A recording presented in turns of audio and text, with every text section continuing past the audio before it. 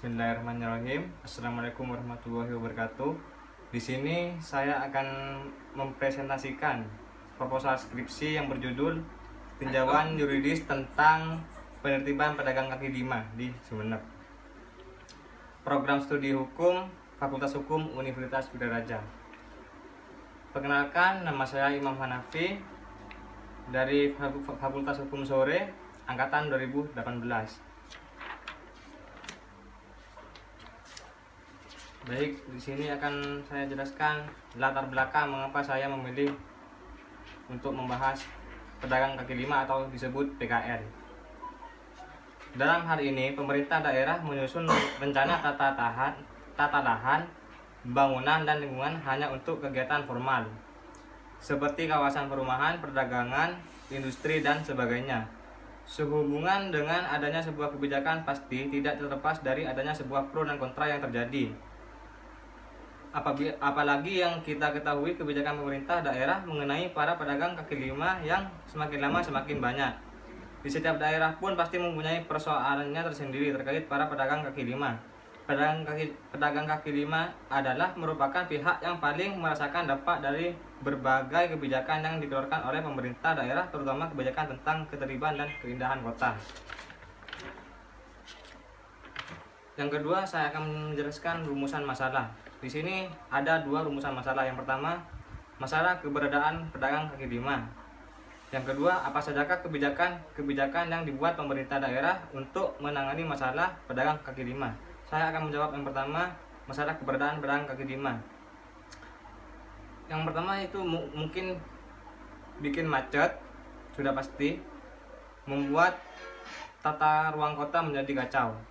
Dan permasalahan yang kedua, apa sajakah kebijakan yang dibuat pemerintah daerah untuk menangani masalah pedagang kaki lima, yaitu memberikan lahan tempat berjual yang lokasinya strategis. Bagaimanapun juga, PKL adalah juga warga negara yang harus dilindungi hak-haknya, hak untuk hidup, bebas berkarya, berserikat, dan berkumpul. Seperti tercantum dalam UUD 45 pasal 27 ayat 2. Tiap-tiap warga negara berhak atas pekerjaan dan penghidupan yang layak bagi kemanusiaan. Dan pasal 13 UU nomor 09/1995 tentang usaha kecil. Pemerintah daerah menumbuhkan iklim usaha dan aspek perlindungan dengan menetapkan peraturan perundang-undangan dan kebijaksanaan untuk menentukan peruntukan tempat usaha yang meliputi pemberian lokasi di pasar, ruang pertokoan, lokasi sentra industri, lokasi pertanian rakyat, lokasi pertambangan rakyat, dan lokasi yang wajar bagi pedagang kaki lima, serta lokasi lainnya. Memberikan bantuan konsultasi hukum dan pembelaan.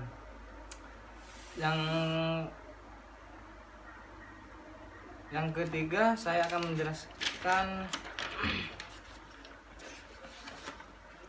tujuan penulisan proposal skripsi ini. Yang pertama yaitu untuk mengetahui permasalahan keberadaan pedagang kaki lima. Yang kedua, mengetahui kebijakan yang dibuat peraturan daerah untuk menangani masalah pedagang kaki lima.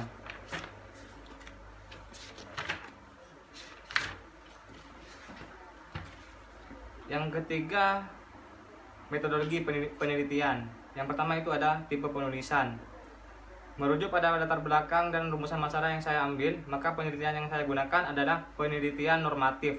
Yang penelitian semacam ini menggunakan metode yuridis normatif, di mana penelitian ini memberatkan kepada perundang-undangan sebagai objek penelitian dan peraturan daerah Kabupaten Sumeneb nomor 03 tahun 2002 tentang ketertiban umum.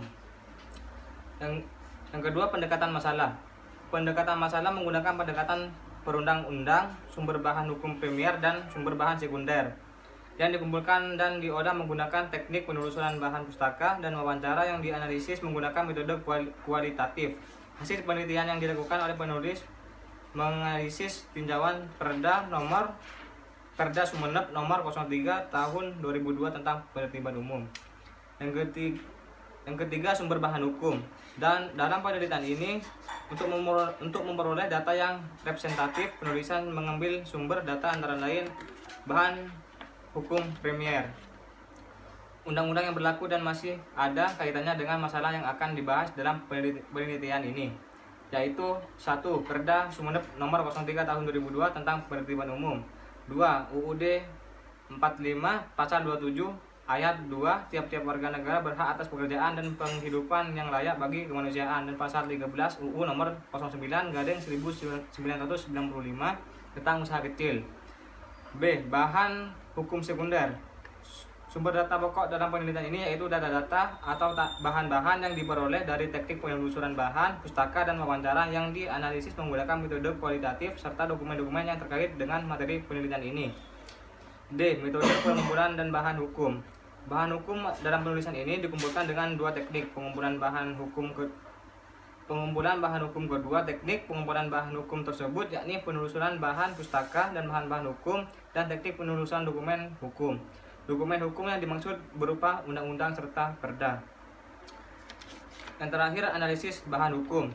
Analisis bahan hukum yang penulis gunakan adalah deskriptif kualitatif, yang mana analisis semacam ini berbentuk kata-kata yang diperoleh dari analisis dokumen, diskusi, terfokus, atau observasi yang telah dituangkan dalam transaksi.